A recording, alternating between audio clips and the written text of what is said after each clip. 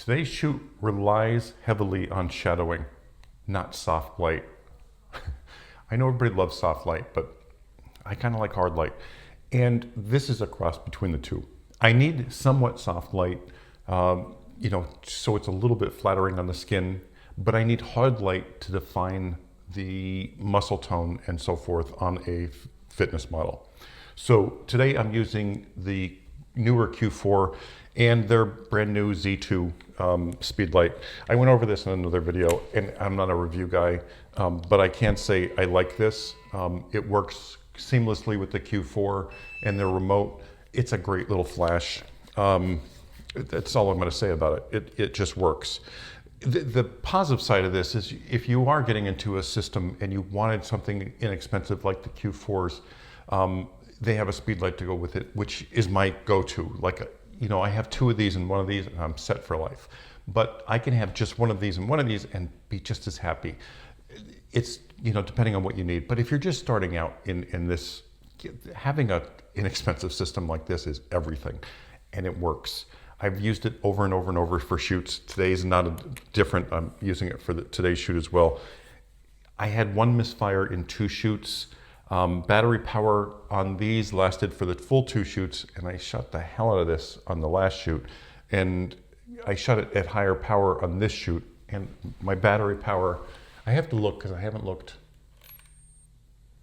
My battery power is down 1 bar. Maybe that's 2 bars, I don't know, but I still have like 3 bars left. So how many bars there are, I don't know. But it worked fantastic. Remember when you're doing fitness, pulling these farther away and tilting them down more will give you the shadowing. Yeah, you're going to have a little bit more post-processing to do with if they have facial issues like, blemishes and so forth. Harder light, it makes them stand out quite a bit more. So yes, you're going to need to do post-processing for these, but you're not going to get the right shadowing without faking it in Photoshop any better than a harder focused down light. So let's get into the shoot and we'll go through it. I have to say one more thing. There's a lot of companies that don't have the balls to send me stuff. And if you guys watch this channel, you know why. But newer, when I said, hey, I really want to try these, it was just instant, absolutely not a question about it.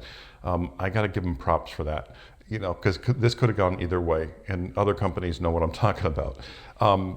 It's a solid system, and it's a solid product. That's all I have to say about it. It works. And if this is your budget range, it's the best choice for that type budget range. I mean, $340 for the Q4 400 watt seconds, and it works perfectly. I don't know how much the Z2 is. I know this is brand new. It may not even be available yet, or it will be soon, I don't know. But I like this. It works great. It's a big flash unit. Don't get me wrong. This is a monster.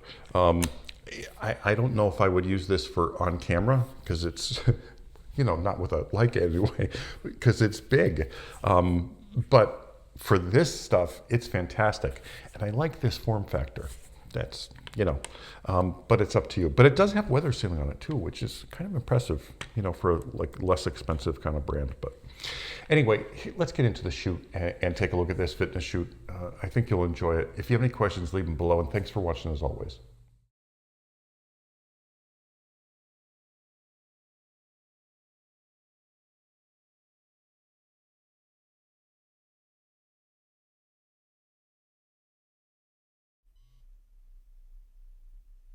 So there's regular fitness shoots and there's progression fitness shoots. Let me discuss the lights first. The upper light, 72-inch umbrella. The side light and main light sometimes is the softbox with a grid, and that backlight there is the Z2 with the ProPhoto Click Magnum with the grid. That's my whole lighting setup. Now, the upper light and the softbox light are going to transfer back and forth to main light and fill light. This is really, really important. For a regular fitness shoot, I'd be shooting dark, ominous photos with one light or one light and a rim light for dramatic. And it's easy. But when you're doing progression shoots, like they're building up to compete, you have to show all the muscle groups with definition. So I need more light. I need more coverage of the body so they can see their progression as they go. Some of these are artistic, some of them are just fun, but the main goal of this is to show each part of the body and the progression of each part of the body during this period. So it's a lot different than a straight fitness shoot. Now, fine-tuning the lights, I love just walking up to a light and changing it during a regular shoot. But you have to make so many fine-tuning adjustments during this kind of shoot. I love being able to do it on the remote because I can sit in my ass and do it from there and just tweak it until it gets right. Make sure you include your model in these photos as the progression goes. So they put on an outfit, they, working on this muscle group to photograph it. You bring them in and get their opinion on each one. Remember, they are the client. No matter how great you think you are, or I know a lot of people have made comments saying, I'm the artist, they're going to like what I give them. It doesn't work like that with fitness shoots, especially progression fitness shoots. They have muscle tones they're working on, and they want to see them. And one light can totally wipe out a muscle. No matter how great it is, it'll flatten out a muscle like it's not even there. So that fine-tuning is everything. And bringing your model in during these, transition periods, you need to do that because they're going to tell you, this is something I've been working on and it's completely gone. It's not even being shown. Like this back photo, she has great back definition. That backlight is too hot. I'm going to have to go to the upper light as my main light. I, just take the power down on one, bring the power up on the other, and fine tune it. I'm getting, the soft look for the skin, but I'm getting the definition for the muscle groups. This is key. And it just takes time and the willingness to work with the model. Don't be arrogant during these shoots and think know it all, because you don't know their body like they do, and you don't know what muscle groups they need to bring out for each shot. My main light is my above light now, and I'm using that backlight that softboxes the rim. This kind of stuff, it just takes time and effort and fine adjustments. I don't care if you have to take 20 photos to get that muscle group that she wants to bring out.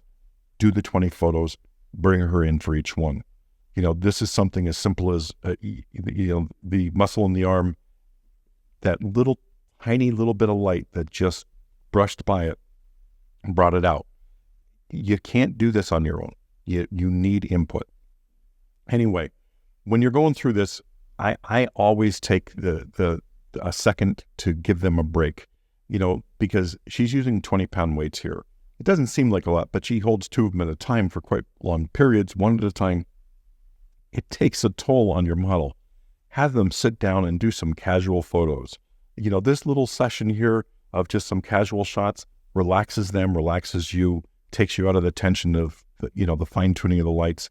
But with this lighting setup, I don't even have to change anything. I just take that upper light up a little bit and take a couple shots and we're back into the shoot and refreshed and ready to go again. Now, there are going to be times, and believe me, in this shoot there was, where I have to change everything all the way around. Like, because we're doing photos and we're just not getting the definition that we want in a leg muscle or an arm muscle. You're going to have to do it.